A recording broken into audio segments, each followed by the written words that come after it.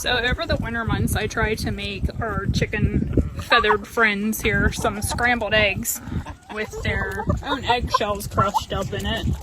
And I also give them some oatmeal and red pepper flakes. The red pepper flakes definitely help with the ward of parasites, worms in them.